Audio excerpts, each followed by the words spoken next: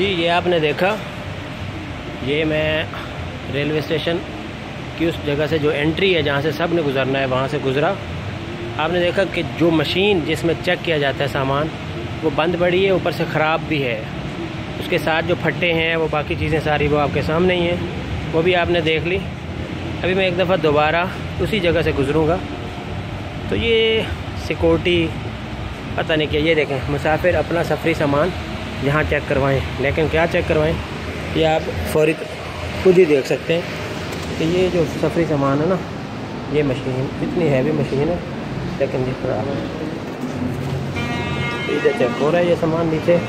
ये आपने देखा कि सामान जो है वो नीचे चेक हो रहा है। ये देखें, ये मैं एंटर हो गया, कोई चेक नहीं।